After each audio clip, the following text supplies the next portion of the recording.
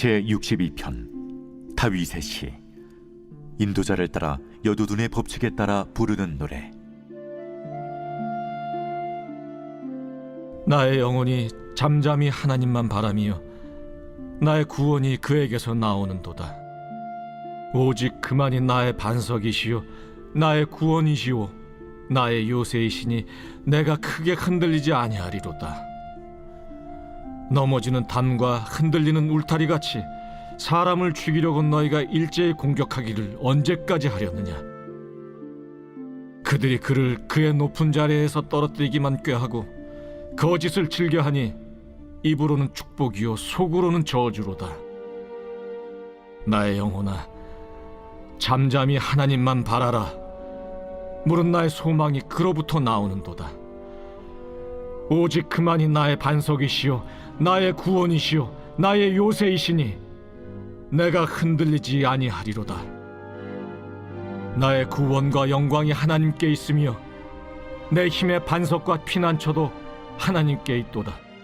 백성들아, 시시로 그를 의지하고 그의 앞에 마음을 토하라. 하나님은 우리의 피난처시로다. 아, 슬프도다. 사람은 입김이며 인생도 속임수이니 저울에 달면 그들은 입김보다 가벼우리로다. 포악을 의지하지 말며 탈취한 것으로 허망하여지지 말며 재물이 늘어도 거기에 마음을 두지 말지어다. 하나님이 한두 번 하신 말씀을 내가 들었나니 권능은 하나님께 속하였다 하셨도다. 주여, 인자함은 주께 속하오니 주께서 각 사람이 행한 대로 갚으심이니이다.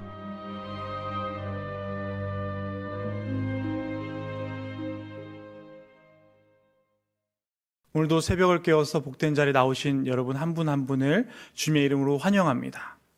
오늘 이 시간 하나님만 바라보자라는 제목의 말씀을 나누고자 합니다.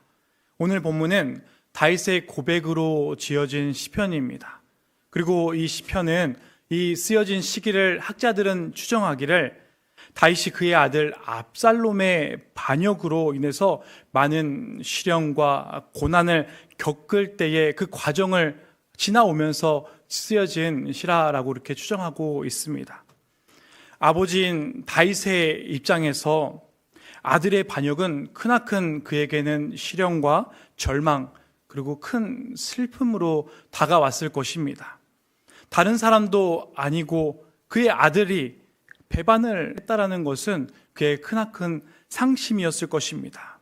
그리고 아들이 겨누는 칼끝을 피해서 그는 피눈물을 흘리며 도망가야 했습니다. 아들의 추격을 피해서 신발도 신지 못하고 도망가야 했던 그 다윗의 마음은, 부모로서의 마음은 큰 절망과 비탄이 마음 깊이 들어왔을 것입니다. 그래서 당시 상황을 사무엘하 15장 30절은 이렇게 기록합니다. 다윗이 갈람산 길로 올라갈 때에 그의 머리를 그가 가리고 맨발로 울며 가고 그와 함께 가는 모든 백성들도 각각 자기의 머리를 가리고 울며 올라가니라. 당시 구약시대 사람들은 큰 일이 있거나, 그러니까 비상사태가 일어났거나 아니면 큰 슬픔이 있을 때 머리를 가리거나 또 머리에 재를 뿌리는 행동을 하였습니다. 지금 이 이스라엘 백성들과 다윗은 그만큼 큰 슬픔에 봉착한 것입니다. 그리고 반역을 피해서, 그의 아들 압살롬을 피해서 지금 도망가야 했던 것이지요. 그런데 오늘 1절을 보면 이 상황과는 조금 다른 다윗의 고백이 나오게 됩니다. 1절을 읽겠습니다. 나의 바라며 나의 구원이 그에게서 나오는도다. 아멘. 다윗은 영원히 하나님을, 오직 그분만을 의지하겠다라고 그렇게 고백합니다. 배반을 당했음에도 불구하고 말이지요, 나의 영혼이 잠잠히 하나님만 바라겠나이다라는 그 고백을 지금 그 비극의 상황에서 다윗은 하나님께 고백을 하고 있는 것입니다. 그는 어떠한 고난과 그리고 위험을 만나든 내가 하나님을 섬기는 그 중에는 낙심을 당할지라도 정말 스울과 같은 그런 처절한 끝을 이렇게 달릴지라도 내 영혼은 하나님만을 잠잠히 바라보겠습니다라고 그렇게 고백하고 있는 것입니다. 이어서 그는 오직 하나님만이 나의 반석이 되시며 구원이 되시며 요새가 되시니 나는 크게 흔들리지 않겠습니다라고 그는 고백하고 있습니다. 이 시간 이 다윗의 고백이 우리의 성도님들과 저의 고백이 되기를 소망합니다. 하나님의 사람은 믿음으로 사는 존재인 줄로 믿습니다. 그런 까닭에 베드로 사도는 기독교 박해가 크게 치달았을 때에 소아시아의 여러 지역에 흩어져 있는 성도들에게 이렇게 편지합니다. 베드로전서 5장 8절에서 9절입니다. 근신하라, 깨어라, 너희 대적 마귀가 우는 사자와 같이 두루 다니며 삼킬 자를 찾나니 너희는 믿음을 굳건하게 하여 그를 대적하라. 너희의 염려를 주께 맡기라. 이는 그가 너희를 돌보심이라. 그러므로 믿음의 성도는 믿음을 굳건하게 하여 어떠한 유혹과 슬픔과 낙심과 절망에도 우리는 흔들리지 않고 하나님만을 바라봐야 할 줄로 믿습니다. 그래서 오늘 다윗을 통하여 하나님만 바라보는 사람의 특징을 세 가지로 보고자 합니다. 첫 번째로는 하나님을 바라보는 사람은 유혹에 흔들리지 않습니다. 다윗은 하나님이 인정하신 정직한 사람이었습니다. 하나님 앞에서의 정직은 세상의 어떠한 유혹에 타협하지 않는 사람입니다. 다윗은 이스라엘의 왕으로서 수많은 고난을 겪었습니다. 그는 늘 도망자 신세였습니다. 그리고 그는 자식을 잃은 슬픔까지 있습니다. 그러나 다윗은 늘 언제 어디서나 하나님을 두려워하는, 그래서 정직하게 살려고 발버둥쳤던 그였습니다. 그는 그 순간마다 그리고 고난마다 다가오는 거짓과 유혹에 흔들리지 않았습니다. 그래서 3절 말씀을 보면 자신을 넘어지는 담과 흔들리는 울타리 같은 사람으로 표현합니다. 그리고 4절 말씀, 그들이 그의 높은 자리에서 떨어뜨리기만 꾀하고 거짓을 즐겨하니 입으로는 축복이요 속으로는 저주로다라고 고백합니다. 그러니까 위협의 상황에서도 또 겉과 속이 다른 축복을 가정한 거짓의 유혹이 나에게 온다 할지라도 나는 흔들리지 않겠습니다라는 고백을 지금 시편을 통해서 하고 있는 것입니다. 그래서 5절부터 7절 말씀과 같은 고백이 그에게서 나오게 되는 것입니다. 우리 성도님들께서 5절과 7절을 읽겠습니다. 나의 영혼아 잠잠히 하나님만 바라라.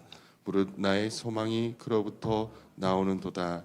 오직 그만이 나의 반석이시요 나의 구원이시요 나의 요새이시니 내가 흔들리지 아니하리로다. 나의 구원과 영광이 하나님께 있으며 내 힘의 반석과 피난처도 하나님께 있도다. 아멘. 그는 오직 하나님만 잠잠히 바라보고 그분만이 나의 소망이 되시고 반석과 구원이 되시니 내가 어떠한 유혹이 어떠한 시련이 다가와도 크게 흔들리지 않고 내 힘의 반석과 그리고 피난처도 분명하게 하나님께 있다라고 고백하고 있는 것입니다. 사실 힘들고 어려울 때 도움이 너무나 필요하고 또 절망이 다가올 때 어느 누구든 손을 내밀어주면 붙잡아야 되는 그런 달콤한 유혹에 빠지기 쉽습니다. 내가 지금 당장 힘이 드는데 나를 도와주겠다라고 나타난다면 그 손을 뿌리치기가 쉽지 않을 것입니다. 그러나 믿음으로 사는 사람은 오직 하나님만을 바라봅니다. 그것 신정으로 사는 길이기 때문입니다. 그래서 시편 146편 3절은 이렇게 말씀합니다. 귀인들을 의지하지 말며 도울 힘이 없는 인생도 의지하지 말라, 그렇게 말씀합니다.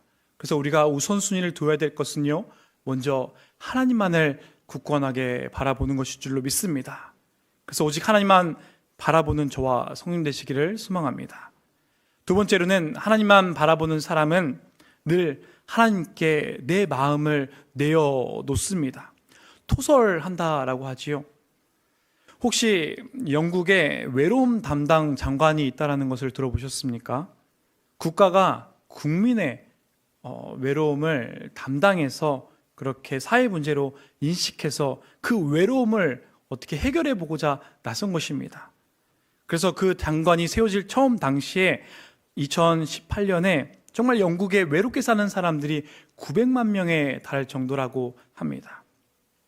사회적 고독과 단절로 인해서 오는 고통이 매일 하루에 담배를 15개 피는 것과 같은 효과가 있다고 하니 정말 외로움이라는 것은 큰 힘듦과 시련입니다.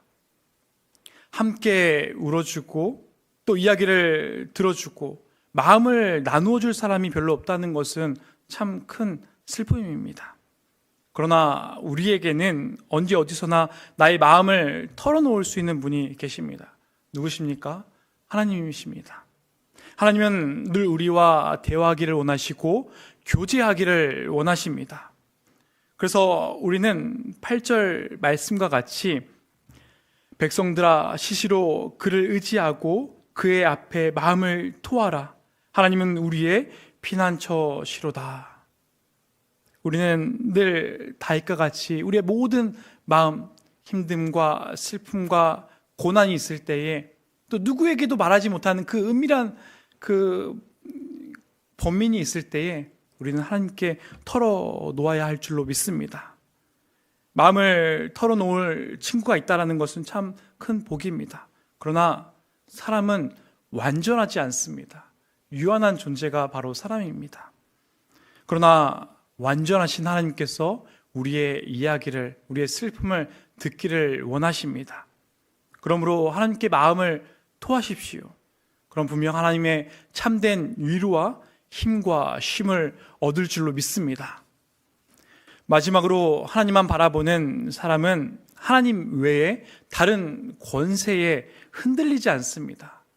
하나님만 바라보고 다른 어떠한 권세와 어떠한 힘과 능력을 바라보지 않습니다.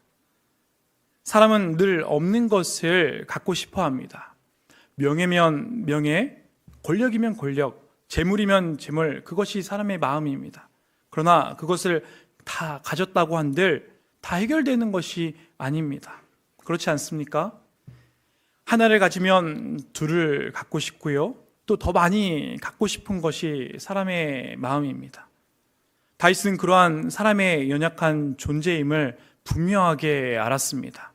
그래서 9절과 같이 또 10절과 같이 이렇게 고백하는 것입니다. 사람을 이끈과 같은 존재라라고 그렇게 말합니다. 또한 포악을 의지하지 말며 탈취한 것으로 허망하여 지지 말고 재물이 늘어나도 거기에 마음을 두지 말라라고 다윗은 분명하게 고백하고 있습니다. 그래서 우리가 분명히 기억해야 합니다. 권능은, 권세는 분명히 하나님께 있습니다. 그러므로 우리가 바라보아야 할 분은 하나님이신 줄로 믿습니다. 힘들고 어려운 순간에 세상의 권세와 세상의 힘과 능력을 바라보는 것이 아니라 먼저 하나님께 엎드려야 하는 줄로 믿습니다. 하나님께 간절히 간구하고 부르짖어야 하는 것입니다. 세상의 힘과 권세는 하나님 앞에 입김처럼 사라지는 그런 존재입니다. 우리는 세상의 것으로 살아가는 것이 아니라 하나님이 주시는 능력으로 살아가는 존재인 줄로 믿습니다. 그래서 하나님 나라의 백성들은 세상에 어떠한 유혹과 시련이 다가올지라도 오직 하나님만 바람으로, 하나님을 붙잡음으로, 믿음으로 사는 존재인 줄로 믿습니다. 말씀의 결론을 맺겠습니다. 분명 우리에게도 고난은 있습니다. 우리에게도 어려움은 있습니다.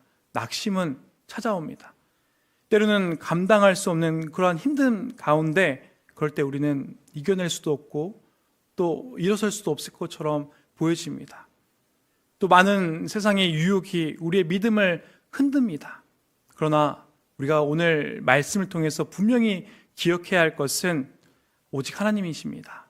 거짓 유혹에 흔들리지 아니하고 오직 하나님만을 바라보며 또 세상의 권세가 아닌 하나님의 능력과 하나님의 권능을 우리가 오늘 하루도 구해야 할 줄로 믿습니다.